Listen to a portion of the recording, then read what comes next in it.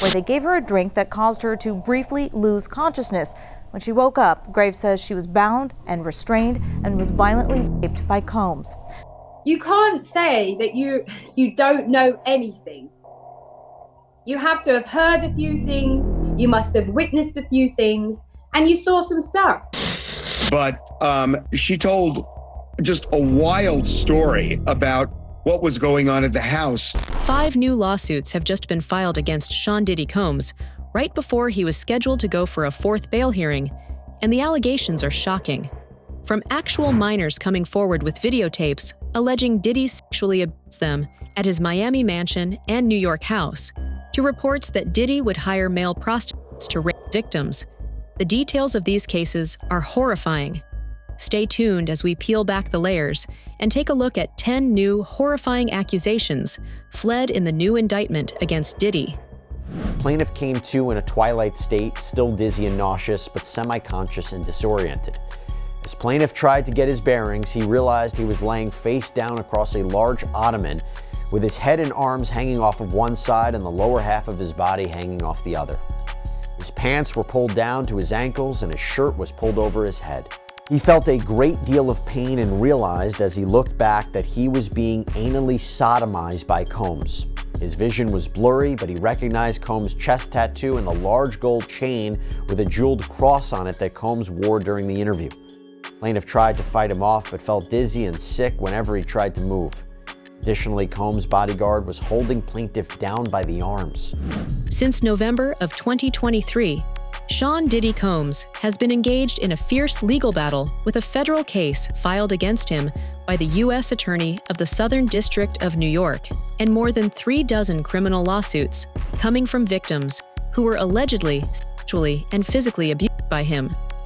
The lawsuits against Diddy allege that Diddy used his power and influence to cover up horrifying rapes and would even pay his bodyguards to sexually abuse victims.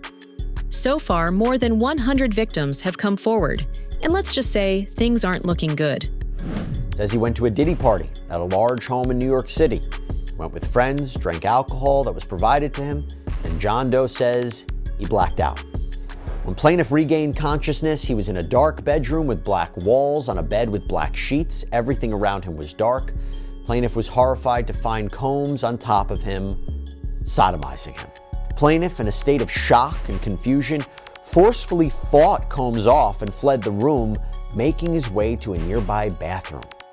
Despite still being in a dazed, disoriented state, plaintiff fled the house in an effort to escape the situation as quickly as possible. He didn't return to the party after the assault, but plaintiff was traumatized by the assault and continues to experience severe emotional distress as a result of what he endured at Combs' hands.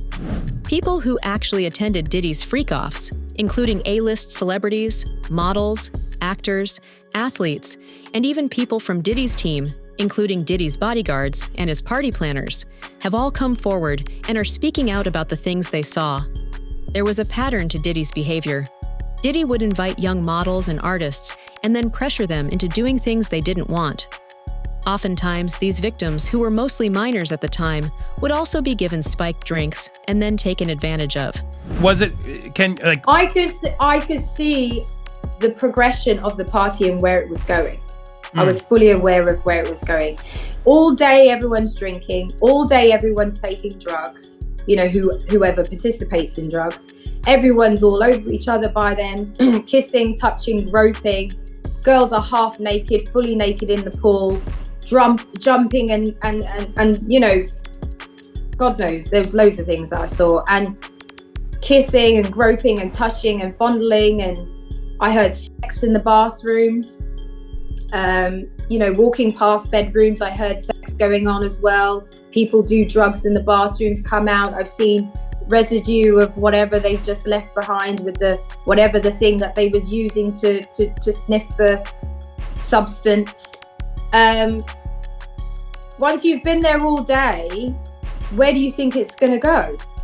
A young lady from London, England, comes over and goes to her first party in the Hamptons in 2007, and she figures it out within the few hours that she's there what it's about. So you tell me if they know about it. you were there, a newbie, and you immediately knew, oh, not only know this, but I know where this is going to head. I mean, after I've been drugged at the vodka party, I started to think there's not some, it's not quite what it seems. Right, but you would know, then you're really looking at it closely. I had to figure it out and was like, I mean, you can't say that you don't know anything. You have to have heard a few things, you must have witnessed a few things, and you saw some stuff. This is why it also prompted me to speak up, because at the end of the day, some people, hardly anyone was speaking up, but the handful that did, were coming out and saying, it was fine, it was a normal setting, it was just a party, oh, sex is sex, and that's just how Hollywood is. I'm just like, what kind of party, what are you talking about? Like, this is not normal behavior. Precious Muir, a British model who frequently went to Diddy's parties, says that she went to these parties because she knew Diddy would destroy her career if she said no. Every top executive working in Hollywood was connected to Diddy, and if you tried to expose Diddy, everyone would come after you. Everyone knew what was happening and would even sign NDAs. Allegedly, you could see and hear people having sex out in the pool, in the living room, and drugs were openly being used. There is no way that you are in the phases further down the line after the main event and you're not participating in any way. And that is when the NDAs come out. So if you are now further down the line, phase 2, 3, 4 parts of the party, you have definitely signed an NDA. Your phone is no longer with you. And I'm certain that you somehow participating in some way. There is no way, it's not a viewing party. You can't be in a room when everyone else is doing their thing and you're just observing on the sideline. There is no way. So anyone that says to me that they were part of the freak-off section of the party and not just at the main Hamptons house or main, vodka house party, there is no way that you would be part of that and not participating. There are confirmed reports of minors being present at Diddy's freak-off parties, and Diddy being in contact with these minors. One of these minors even has pictures that show Diddy hugging him at a party when he was just 6 years old.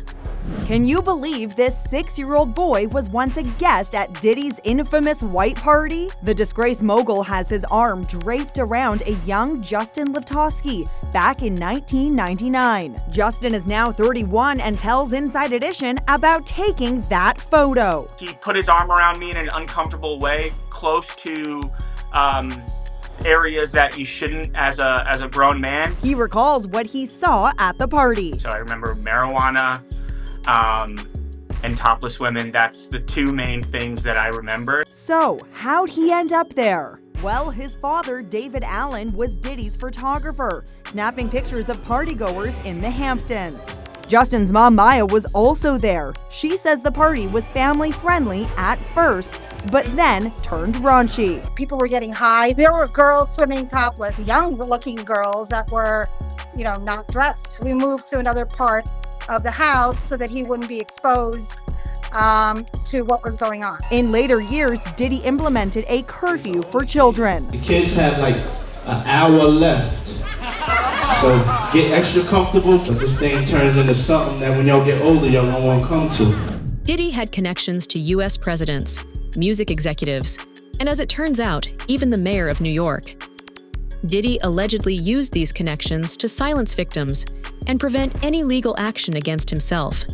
Just look at how Diddy escaped arrest back in 1999 when he was caught with a stolen gun in his possession while running away from a shooting.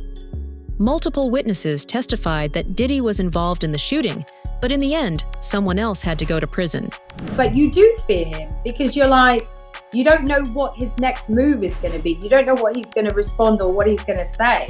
And he is very, very dominant. Like, he wants to control the situation. He wants to control his inner circle. He wants to make everyone have a good time and enjoy his parties. And so, it is scary because you think, this person or possibly his social network or the people he's around could make or break your career. If you say the wrong thing or you complain or I don't know, there's an element where you're just, I guess manipulated in a way to make you feel like, oh, you have to please everyone around you. You can't say anything wrong. You don't want to say a bad thing. Or, you know, when they're constantly asking you, would you like to do drugs? And you're like, well, I don't do drugs. And they're like, well, why don't you do drugs? And so like, it's a form of manipulation, and you are afraid as a new talent because you don't want to piss them off. There's so many elements to it. So you are scared. There is an element of fear, you know, and I never spoke up, you know, during that period of time because I feared for my life. Like, I was alone in New York. I had no family there. If I said the wrong thing, what could happen to me? I'm in a foreign country. It does take a group of people to come together and use their voice, but then others to feel comfortable to say the right thing as well. It does take that. The federal case against Diddy is about to go to trial soon, but that's the least of Diddy's problems at the moment. More than 36 civil lawsuits have also been brought forward, and allegedly tapes of Diddy engaged in abuse are also present. At least 8 tapes have been handed over to the FBI, and 2 more tapes are in possession of TMZ. There are reports that Diddy's freak-off videos were being sold on the darknet for roughly $500,000 or more, depending on the person Diddy was abusing. And those statements include descriptions of what the witness says he saw on those tapes. So I asked him about that, and he answered what he could, given the limitations imposed on him after testifying before the grand jury. Out of those 8 videos, 8 celebrities, 6 men and 2 women, how many of those 8 celebrities were close to being underage or potentially underage? 2 males. 2 males. And of those 8 celebrities, how many of them were intoxicated or under the influence of drugs? This is going to be all speculation. I just want to preface it by he wouldn't know if they were. Right. Sure. Appear to Let be. me rephrase it. Based on, yes. Understand. Out of the 8 celebrities who were recorded having intimate relations with Sean Combs, how many of them appeared to be either inebriated or intoxicated or under the influence of drugs? All of them. All of them. Out of those 8, how many appear to be potentially victimized? How many might have been victimizing? I think all, to be honest, all. Were victims They or victims. were perpetrating? Victims. They were all 8 were victimized, Yeah. meaning Victim. this was happening to them and they were inebriated. Right. Not knowing, I guess, how much proof it was in it, what they was doing. One of the victims that has brought a lawsuit connected to an alleged freak-off tape is Thalia Graves, who claims that Sean Diddy Combs and his former security guard, Joseph Sherman, sexually assaulted her in 2001. Graves alleges that she was drugged during a meeting at Bad Boy Records studio, which led to her losing consciousness. When Graves woke up, she saw Diddy sexually abusing her while his bodyguard held her down. In a recent press conference detailing the abuse, Graves mentioned how she still has nightmares about the incident, and it has left her scarred for life. The latest woman to speak out against music mogul Sean Diddy Combs is from Harris County. Yeah, our Rekha Mudaraj is here with more on the lawsuit that was filed yesterday. Rekha? Len and Mia, these are the latest accusations against Sean Combs, and it comes about a week after Combs was indicted on federal charges alleging he used his business empire as a criminal enterprise. Now, yesterday, high-powered attorney Gloria Allred appeared with her client. This is Thalia Graves, a Harris County resident who filed a lawsuit against Combs in New York. We are using her name because she has gone public with her claims. Now, in the lawsuit, Graves alleges back in 2001, when she was 25 years old, Combs and his head of security lured her into a meeting at a New York City recording studio where they gave her a drink that caused her to briefly lose consciousness. When she woke up, Graves says she was bound and restrained and was violently raped by Combs. The lawsuit filed Tuesday also claims the alleged assault was recorded and that the video was shown to multiple other men. Graves says she also faced multiple threats that made her stay silent for decades. The violation I have experienced during the assault has had lasting effects on my body, causing ongoing health problems and complications. The combination of physical and emotional pain has created a cycle of suffering from which it is so hard to break free. I want to continue on this journey towards recovery and healing. I'm glad that he is locked up, but that's a temporary feeling of relief. 54-year-old Combs is in jail facing federal charges, including sex trafficking, racketeering conspiracy, and transportation to engage in prostitution. He was denied bail twice after pleading not guilty. Houston-based attorney Tony Busby has also revealed that he is bringing at least 31 lawsuits against Diddy. Busby claims to represent 120 individuals who have come forward with claims of sexual assault, exploitation, and abuse spanning over 3 decades. Allegedly, more than 1,000 victims have come forward, and the ones that Busby is working with have all had their stories verified by ex-FBI officials and investigators. The allegations include instances of violent sexual assault, drug-facilitated sex, and the unauthorized distribution of video recordings. Another instance, another minor, told allegedly by Sean Combs that he would make him a star, but he needed to visit with him in private about it, away from his parents. Once they were in a private area, allegedly Mr. Combs made the victim perform oral sex upon him. Another incident, an individual 15 years old at the time, flown to New York City to attend a party, was drugged, and then taken into a private room, allegedly in the presence of Mr. Combs, where this female individual, minor, was raped, and then other individuals took turns raping her. Another individual, 26 at the time of the occurrence, was picked up allegedly by Mr. Combs and several other people in a black SUV from the airport, was given one drink in the SUV, and then literally woke up the next day not knowing what had happened, but with pain and damage to both her vagina and her anus, where she then went to the hospital. She was missing her underwear and her shoes. Another instance, an individual, this time not a minor, attended a group dinner, allegedly with Sean Combs in Miami. She wasn't drinking because she was pregnant, but whatever she drank at the table, apparently, at least according to her, was laced with something. She blacked out, and she woke up in the same bed, again, allegedly, with Mr. Combs in his mansion in Miami. Her vagina and her anus were torn and sore.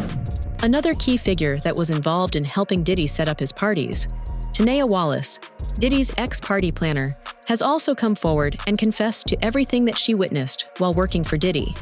According to Tanea, she was invited to a Diddy party back in 2018 by a Saudi prince at Diddy's Miami mansion. While at the party, Tanea witnessed an intense atmosphere filled with groups of people engaging in explicit sexual behavior that involved minors. According to Tanea, the minors appeared intoxicated and distressed. And I want to start with Tanea Wallace, who claims she's been at a freak off and said she saw children, and it was hard for her to say it. It was very hard for her to say it, Ashley. So what she said was that she was flown out from LA to Miami by the Saudi prince. And they ended up eventually on Star Island at one of Diddy's parties. She says, among many other things, she goes into detail. This, she says, happened in 2018. She says that she walked into the house and there was a cluster of adults around what she described as little people. And they were dressed up as Japanese Barbies. I forgot the name. It's Harak something. You can help me out here. It's a certain type of Barbie. Anyway. I know the name, but I've forgotten it. But go ahead. So she explained that that they were just clustered around these little people, and I kept pushing her, and she eventually said, look, they are little people who should not be at an adult party. And I pushed her, and it was apparent what she was saying is they were minors. Now, she didn't see anything specific that was going on with them other than that adults were kind of huddled around them. But she told just a wild story about what was going on at the house, even at 7 a.m, that this thing apparently raged all night long. You know, it's amazing. TMZ always gets such great scoops, and this one might be one of your best as well. You got a hold of one of the freak-off tapes. Your producers have seen it. The description is, and I'll quote, "It's porn directed by Diddy himself." As we peel back the layers of all that is happening, we see that even in prison, Diddy is seemingly pulling the strings. Attorney Ariel Mitchell Kidd, who is representing an A-list celebrity that Diddy abused as a minor, says that she has received multiple threats and is now scared for her life. Mitchell claims that she has even started carrying a gun out of concern for her safety and believes that all of this is because of her decision to pursue Diddy. Is your client fearful if Diddy does get out? As you know, I represent other clients, actual victims who have sued Mr. Combs, Diddy, in civil court, and all of them are very apprehensive about their safety if he were to be granted bond. I am confident in the court. I am sure that the court will remain with their previous decision of no bond. I feel like the judge only gave this, let me think about it, just to not make it as obvious. But I have all the confidence in the world and the federal court and the state of New York that they will remain keeping Diddy under no bond, and that all of the victims in this case will be able to proceed sooner rather than later. Yeah, and you mentioned, I mean, you don't just represent this man, you represent other alleged victims too and people involved. Have there been any threats made against any of your clients? There have been threats from people on the internet, but not from, at least what we don't know, from Diddy to be directly. So my clients have, Mr. Burgess has received several death threats. My client, Mrs. Parham, has been receiving threats, but we don't know if they're just regular people from the internet or if they're actually people who were sent by Diddy. Do you have any idea where the threats are coming from? I mean, have you done any investigation? Well, most of the investigation leads us to a lot of burner accounts on Instagram, and we're trying to now sift through possibly working with law enforcement to try to get subpoenas to determine the IP addresses of where those threats were emanating. So, okay, interesting. We know that the cease and desist letter has now come. Has there been any other pressure of any kind that you or your clients have felt to stop talking? In general, I feel that the gag order, when we talk about that, Mark Agnifilio wrote about me specifically, and also all of the other plaintiffs in the civil lawsuits to try to have all of us gagged. There's pressure every day that us continuing to talk about this is putting not only our lives in jeopardy, but could be potentially used against us in a gag order. So it was, I just want to make sure I understand correctly, it was Diddy's sons who actually sent the cease and desist? Is that the way it was worded? Yes, it was worded as coming from Quincy Brown and Christian Combs. It did mention the daughters, but it did not name them specifically, but it did name the two sons, Kim Porter's sons. So do you get the sense that from behind bars, Diddy is still directing all of this? Is the one who said send this letter? Do you think he's that involved? I'm 100% confident it was Diddy who orchestrated this whole farce of a letter. The letter was the letter was a waste of my time to read and a waste of the lawyer's time to write. I hope the lawyer who wrote that letter got paid triple. With over 100 victims coming forward, shocking evidence being presented, and new lawsuits surfacing, it's clear that this case goes beyond one individual. It exposes an entire system that allowed these horrors to persist for decades. Harvey Weinstein, Jeffrey Epstein, Danny Masterson, R. Kelly, and now Diddy are all products of a system that thrives off of abuse. Everyone in Hollywood is complicit in the abuse that occurs, and the only reason all of these alleged pedophiles were allowed to stay in power for so long was because of the leverage they had. The friends he have, and nobody came out. They brand. It's all about the money. They saw what he did to Cassie. With the kicking, the punching. They saw what they did to Cassie.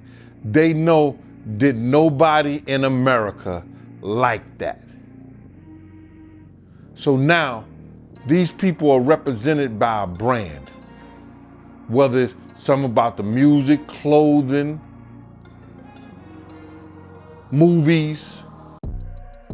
They're not gonna come out and speak on nothing that has anything to do with them, and they praying that they not on the tape doing crazy stuff, being oiled up in the whole 9 yards. They praying. So until the feds say, hey, yo, listen here.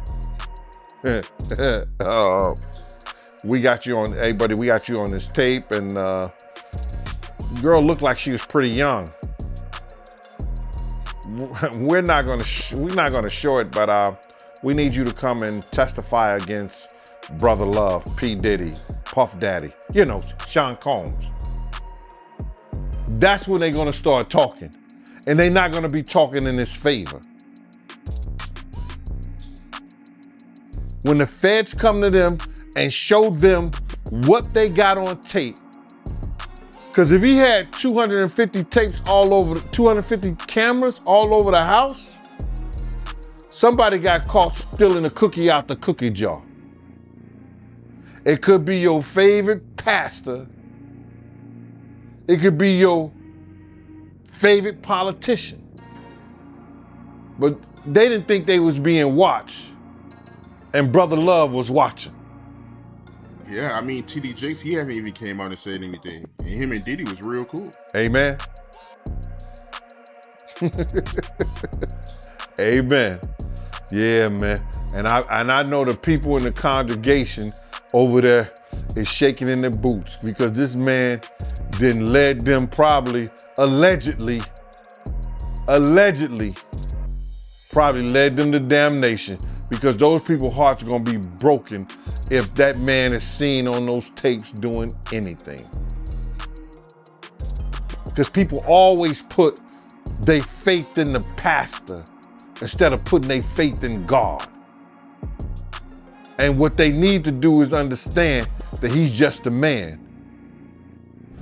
Will Diddy finally end up behind bars, or are we going to see a repeat of his 1999 escape? What are your thoughts on this unfolding case? Let us know in the comments below.